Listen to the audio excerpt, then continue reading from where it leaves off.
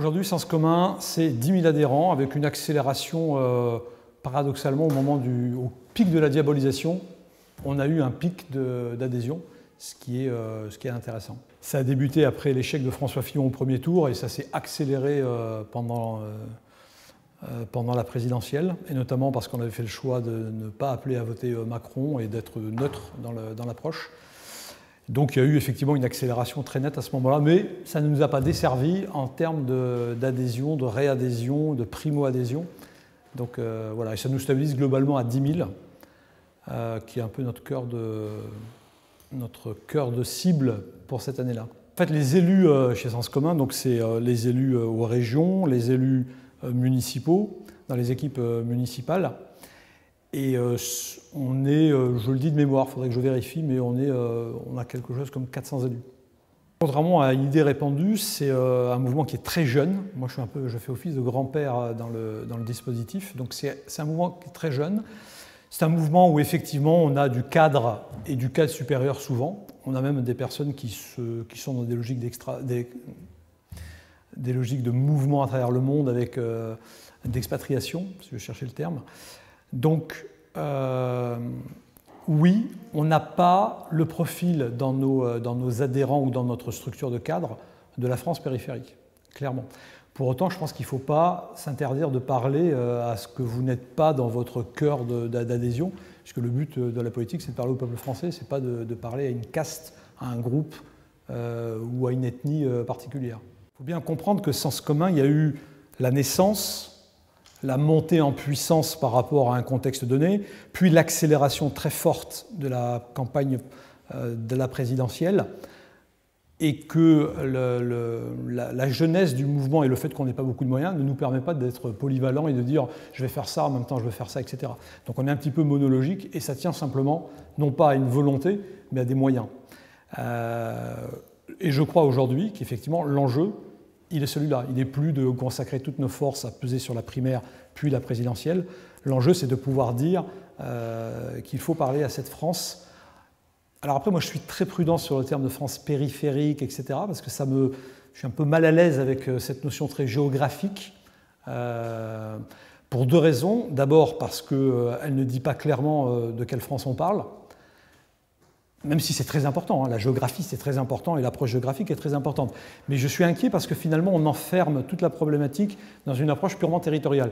La deuxième raison qui suscite mon inquiétude, c'est qu'on aurait l'impression qu'il y a les inclus et les exclus, c'est-à-dire ceux qui ont pu monter dans le train de la mondialisation ou de la globalisation, je préfère le terme globalisation, versus ceux qui n'ont pas pu monter et que en fait l'effort c'est de les faire monter. Et je pense que le problème n'est pas du tout ça. Le problème, il n'est pas entre ceux qui ont pu monter et ceux qui n'ont pas pu monter. Le problème, il est simplement que le train qui est parti n'est pas le bon et que l'idée, ce n'est pas du tout, contrairement à ce que j'entends des voix qui font référence à la France périphérique, et leur idée, c'est simplement dire comment on peut les faire monter dans le train. Moi, je pense que ce n'est pas le bon train. Et Sens commun estime que ce n'est pas le bon train. Donc, il faut parler, en fait, aux classes moyennes et aux classes populaires, qui sont un peu les laissés pour compte de toutes les politiques, et pas s'enfermer dans l'image de cette France périphérique ou cette France silencieuse ou tout le marketing qu'on peut faire autour d'elle. Je suis inquiet sur le terme identitaire, en revanche je suis complètement à l'aise avec le terme d'identité.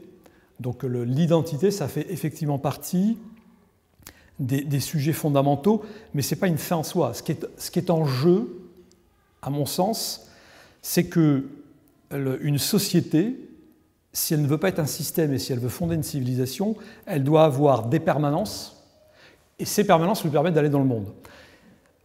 Le premier écueil, c'est de penser qu'il n'y a que les permanences et que le monde n'est pas une finalité en soi, ce qui est faux. Je pense qu'un humain, et notamment s'il s'inspire d'une culture ou d'une foi chrétienne, il doit être capable d'aller dans le monde et de lui donner un sens. Donc ça, c'est encore une fois, que ce soit une culture ou une spiritualité, la chrétienté doit nous pousser à complètement aller dans le monde et l'assumer tel qu'il est, pour lui donner un sens.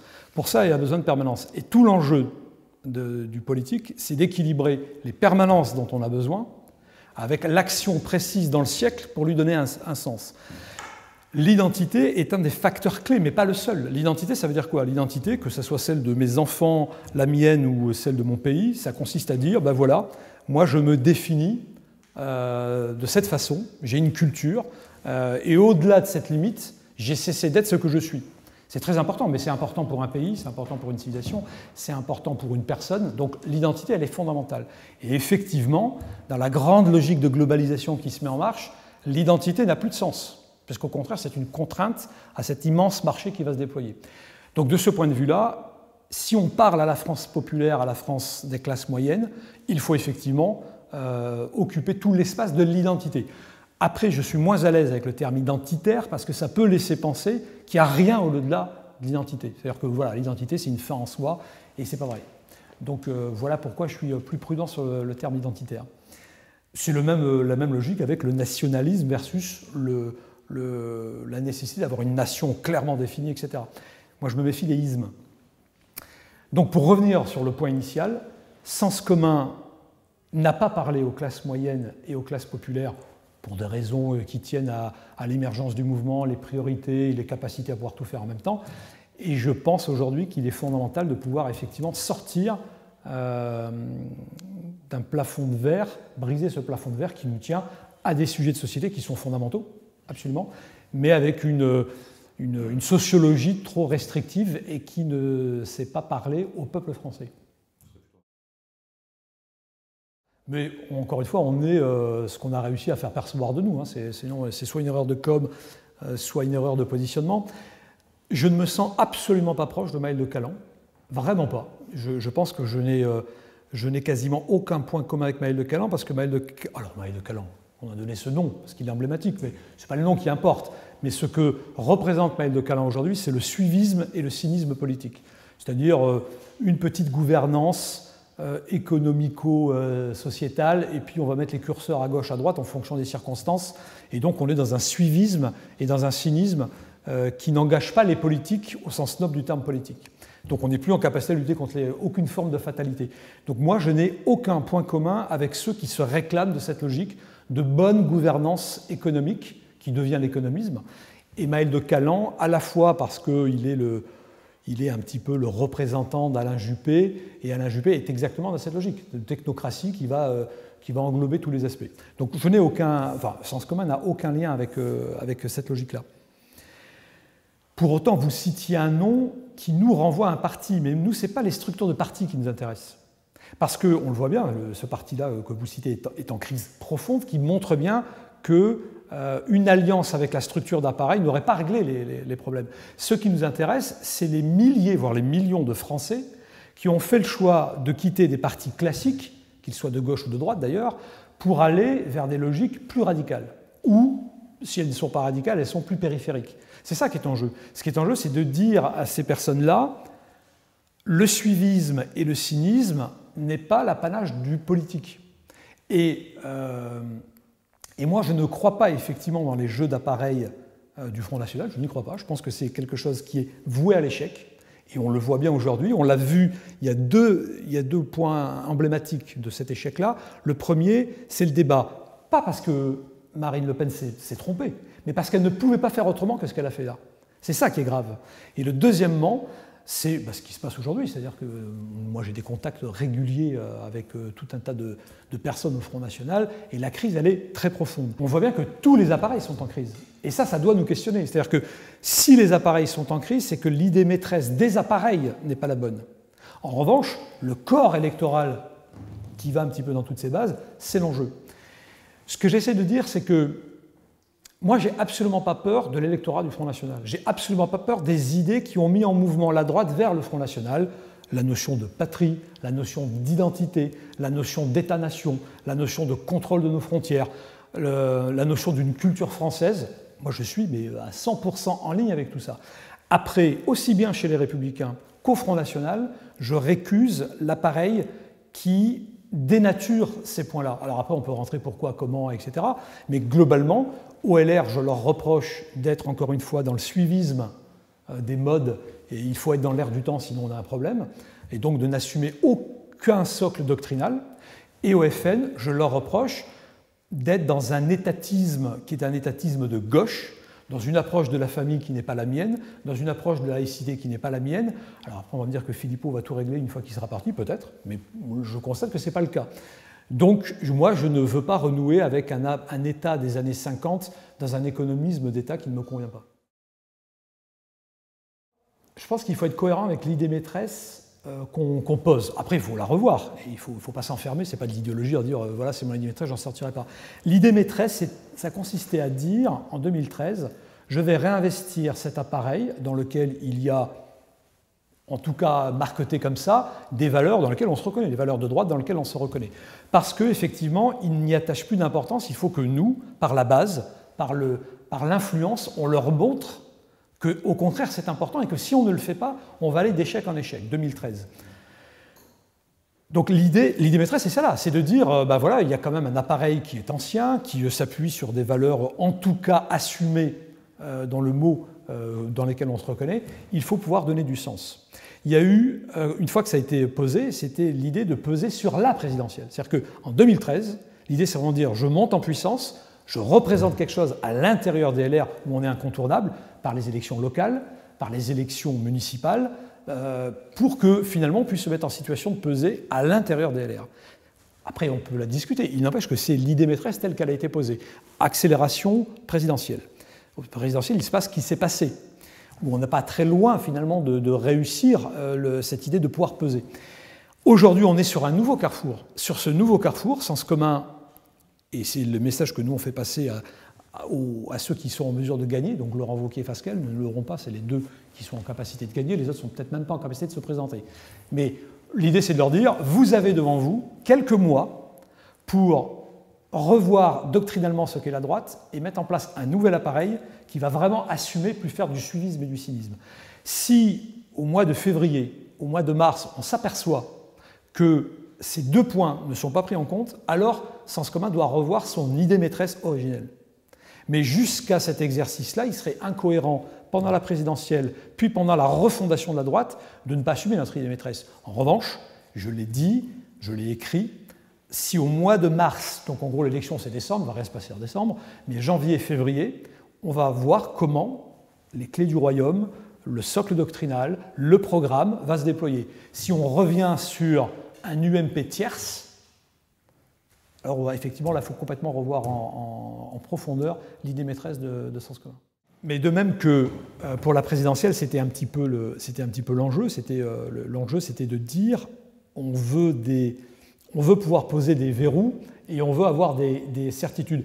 Pas tant sur les places, parce que sinon on serait l'UDI, c'est ça où on n'a pas été compris souvent, j'ai vu, on a été caricaturé, dire vous n'avez pas de place, etc. Mais c'est parce que nous, on ne veut pas être l'UDI. On veut être certain que dans les programmes, et on veut être certain que dans le socle tel qu'il sera défini, il y ait quelque chose. Donc nos garanties, et on est en cours de négociation en ce moment, c'est vraiment de dire quelle est votre doctrine, puis quel va être votre programme, puis quel va être votre appareil pour le mettre en œuvre. Cette espèce de fusée à 3 étages, elle est fondamentale. Donc notre discussion aujourd'hui, et elle va continuer dans les 15 jours, ça sera donnez-nous des garanties sur ces 3 étages de fusée-là. Après, bon, on ne se paye pas de mots, hein. On peut nous dire, bien sûr, vous en aurez, et puis dès le mois de janvier, on s'aperçoit que c'est pas ça. C'est pour ça que je dis, pour nous, le rendez-vous, il sera, encore une fois, premier étage, est-ce que oui ou non, on a vraiment revu doctrinalement, et globalement, est-ce qu'on assume l'identité de notre pays, est-ce qu'on assume l'État-nation, est-ce qu'on assume une économie encadrée, est-ce qu'on assume le rejet du globalisme, est-ce qu'on assure une Europe qui soit une Europe des nations et pas une Europe diffuse, etc. Tous ces points-là. Si on s'aperçoit que ce n'est pas le cas, dans les 2 autres étages de la fusée, un programme et un appareil, alors nous quitterons clairement les LR. Si vous voulez, encore une fois, ne faisons pas ce que l'UDI a fait. Enfin, quand je dis l'UDI, c'est très vaste, hein, il y a plusieurs courants dans l'UDI, mais globalement, se battre pour des places. Oui, il en faut. Parce que clairement, si tout est verrouillé au niveau programmatique et qu'on n'est pas dupe, on voit bien. En même temps, il ne faut pas non plus faire uniquement de la vitrine marketing aux médias, dire, bah, vous voyez, j'ai eu telle place, donc... parce que vous pouvez très bien avoir un poste honorifique magnifique, mais en fait, vous n'avez aucun levier derrière. Ce n'est pas indicible, encore une fois. Si vous voulez, avec Marion Maréchal Le Pen, avec qui on a déjà parlé, ça a fait couler beaucoup d'encre parce qu'on a officiellement parlé avec elle et on l'a assumé. D'abord, il faut s'intéresser de parler avec personne. Il faut parler avec la Corée du Nord, il faut parler avec tout le monde. Et Wauquiez a parlé avec Marion Maréchal Le Pen. Donc, il n'y a pas de... Mais, si vous voulez, encore une fois, Marion Maréchal Le Pen, il y a 2 choses. Il y a les idées qu'elle élabore, qu'elle assume et avec lesquelles on a des convergences très nettes. Puis après, il y a le nom Le Pen, si vous voulez. Le nom Le Pen, c'est autre chose. Le nom Le Pen, c'est pour nous un problème parce que depuis maintenant plusieurs décennies, on a un clan, un business plan qui capture des idées et qui n'en fait rien. quelles que soient les raisons. J'observe, moi, vous savez, moi, ma famille, elle est pied noir, elle est du Sud. Donc le clan Le Pen, il est bien connu, il est assumé, j'ai pas de boutons qui me viennent contre ça. J'observe simplement que depuis que j'ai 20 ans, 30 ans, 40 ans et maintenant 50, j'observe qu'une famille fort en gueule n'a pas réussi à dépasser le stade de l'agitation pour faire quelque chose de très clair.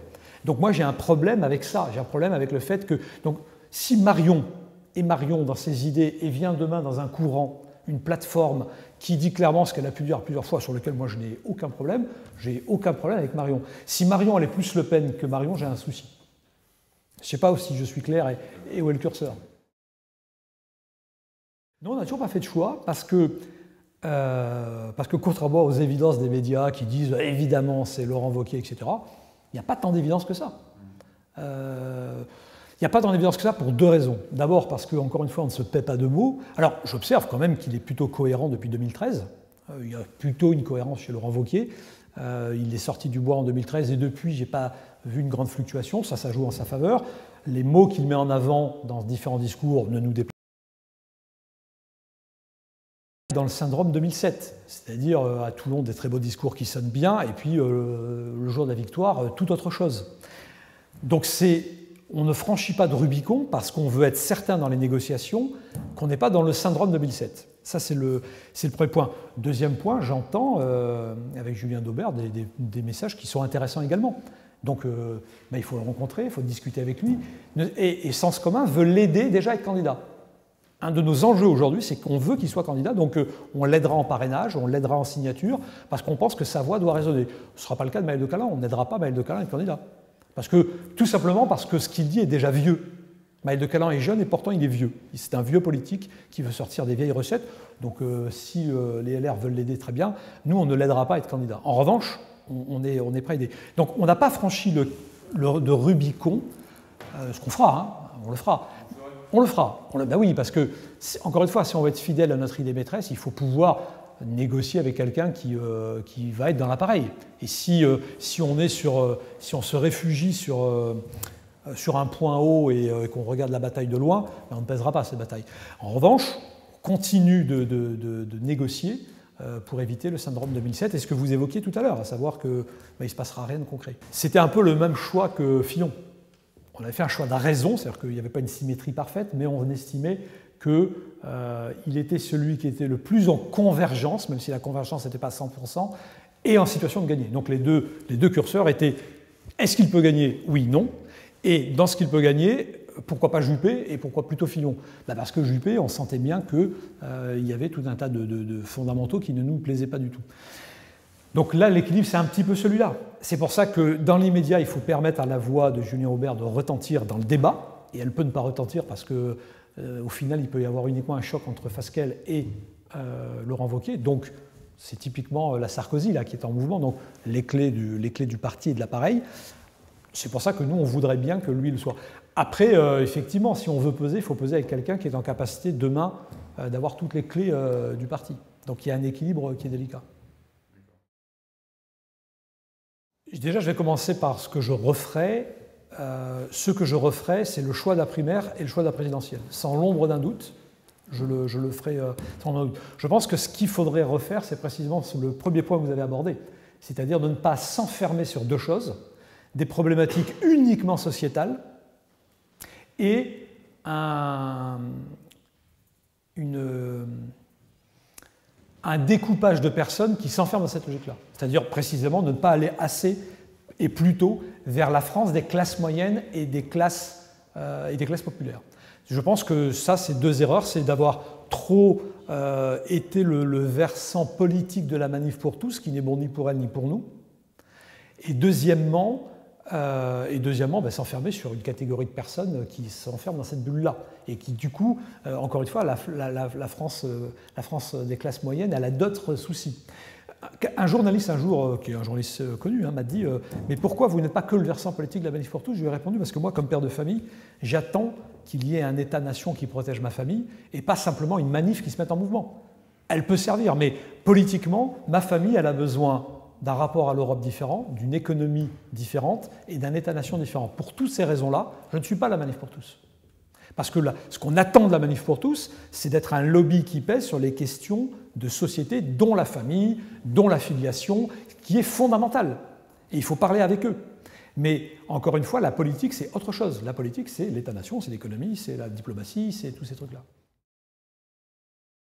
Les républicains, le mot, comment vous dire? Pour moi, le problème de... Je préfère raisonner dans la droite classique, parce que, si vous voulez, pour moi, depuis l'UMP, depuis 2002, la droite classique, elle s'est embourbée. Elle s'est embourbée parce qu'en 2002, elle a cru que les alliances d'appareils donneraient les victoires et permettraient de gouverner. Elle a pu donner des victoires ponctuelles, mais elle n'a jamais permis de gouverner. Donc pour moi, et je l'ai fait passer ce message-là à tous les grands ténors, je leur dis, votre problème, c'est pas uniquement la doctrine, c'est de comprendre que la stratégie 2002, donc de l'UMP, telle que l'a voulu Juppé, est un échec. C'est-à-dire permettre des jeux d'alliance, d'appareils, pour avoir le pouvoir et ensuite les gouverner. Ensuite, le deuxième syndrome, c'est 2007, à savoir, je vous donne un verbe, mais je n'en ferai rien. C'est-à-dire, vous voulez entendre ça, je vous le dis, mais peu importe, parce qu'au moment de gouverner, on fera toute autre chose, et qui pourrait être du macronisme. Et troisièmement, l'échec 2012, c'est-à-dire de ne pas comprendre que justement, il faut revenir sur la doctrine. Donc pour moi, ce qui est en jeu, ce n'est pas LR, ce n'est pas UMP, etc. On se fiche des mots.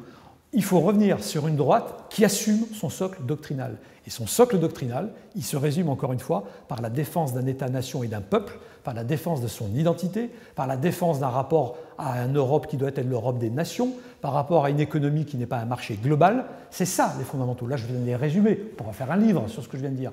Mais si la droite ne fait pas ça, alors elle reviendra vers l'UMP et alors elle perdra parce que Macron l'écrabouillera. Je ne sais pas si j'étais clair. On a un rendez-vous historique en décembre parce que précisément on va être un carrefour. Soit Laurent Wauquiez se dit « je ne dois pas refaire l'erreur 2002-2007 » et on va le voir très vite. Et donc l'idée maîtresse de Sens commun elle ira jusqu'à cet exercice-là.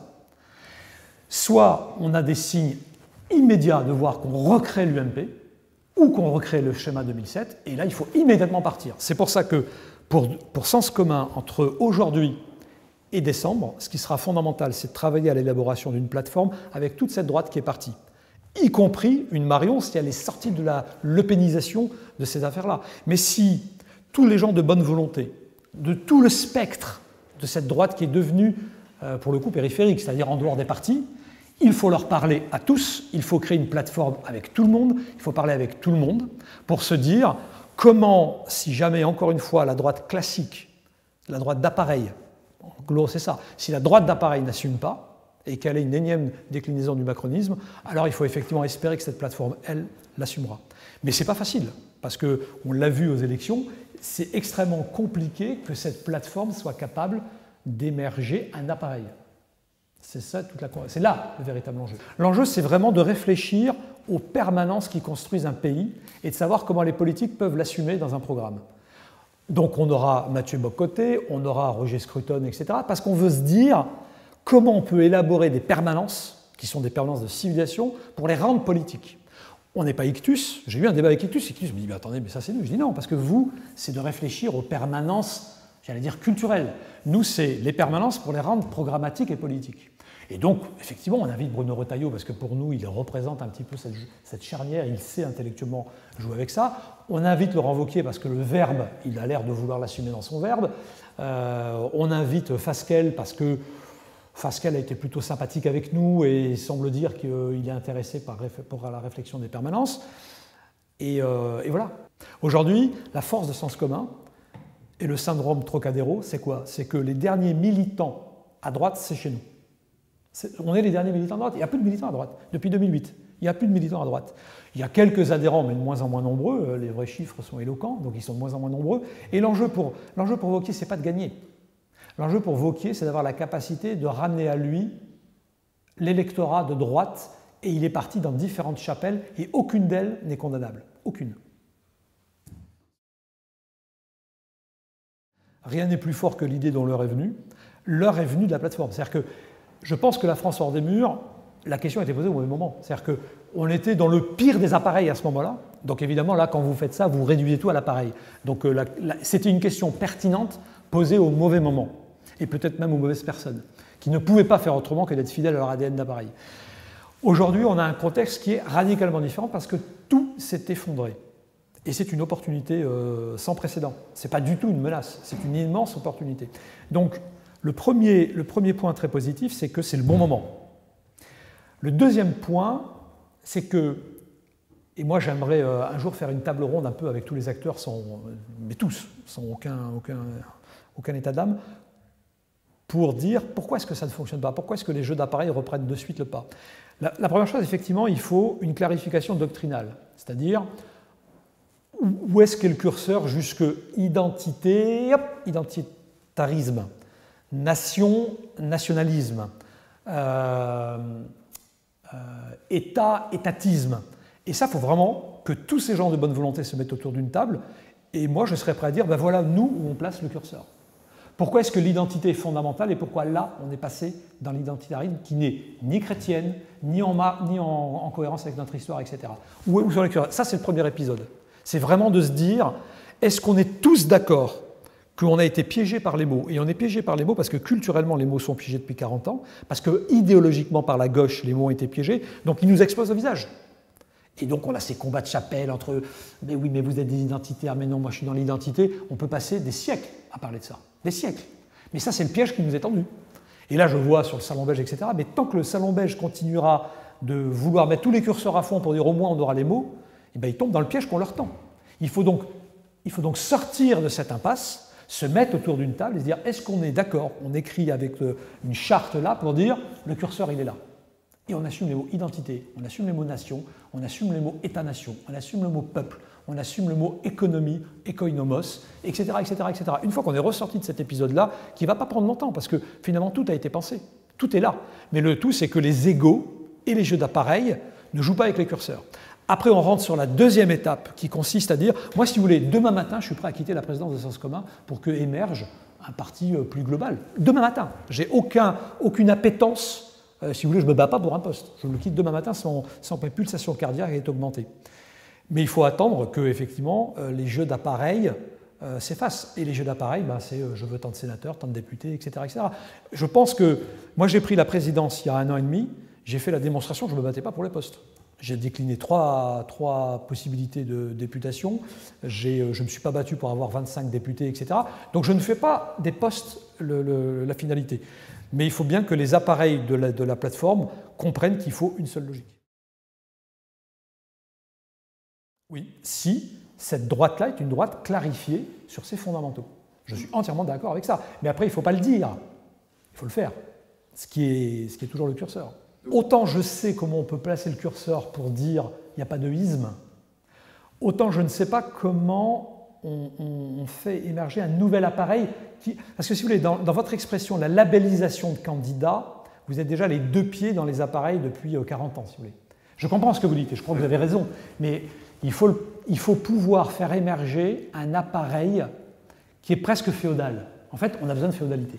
D'ailleurs, c'est Disraeli qui disait, pour faire face à l'économisme qui va tout écrabouiller, c'était l'industrialisation de la Grande-Bretagne à l'époque, donc pour préserver un peu les fondamentaux de la culture britannique, il faut revenir au principe féodal.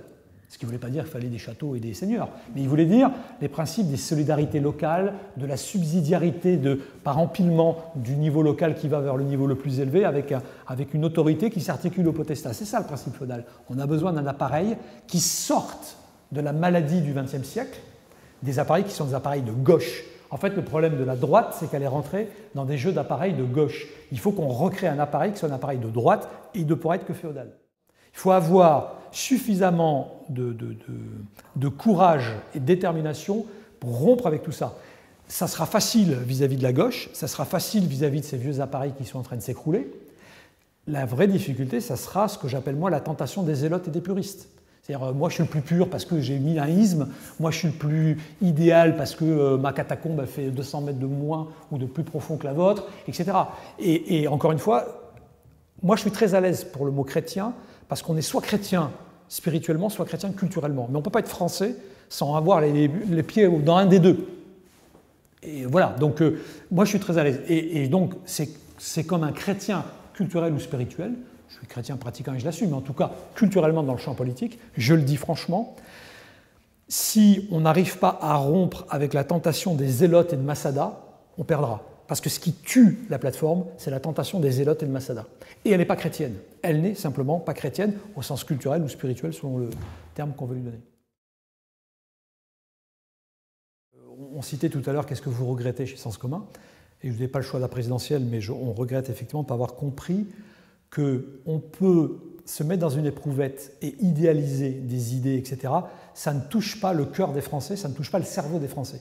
Mais pourquoi? Parce que les Français, ils baignent dans une sous-culture ou une non-culture depuis 50 ans et qui n'ont plus les anticorps suffisants pour comprendre tout ça. C'est-à-dire que si vous les mettez face à une incohérence, le bon sens du peuple, il existe, il continue d'exister, le bon sens du peuple, il dit attends, c'est n'importe quoi ce truc-là. Mais en même temps, il baigne dans un milieu qui ne lui permet pas d'avoir la vision globale. Donc, il faut procéder par étapes, si vous voulez. On ne peut pas comme ça tout reconstruire. Il faut d'abord que tous les groupes qui forment cette plateforme, qui ont plus ou moins élaboré doctrinalement cette affaire-là, se disent maintenant comment je vais reconquérir culturellement les classes moyennes et les classes populaires à qui il faut expliquer qu'ils pensent ça, mais qu'ils n'ont pas les mots pour le dire. Moi, je vis à Versailles et je passe mes vacances en Bretagne, donc moi je suis l'archétype, si vous voulez, d'une certaine France. Mais il n'empêche que quand je vais en Bretagne, je suis choqué de voir le bon sens populaire, mais en même temps que tous les anticorps sont effondrés. C'est-à-dire que le bon breton qui vit à distance de tout ce qu'on peut voir dans Paris, de la boboïtude qui détruit notre culture, il est quand même exposé à l'image, il est quand même exposé à la société du spectacle, il est quand même exposé à tout un tas de médias qui broient sa conscience des problèmes politiques. Et donc il faut procéder par étapes. Encore une fois, il faut être dans la doctrine et pas dans l'idéologie.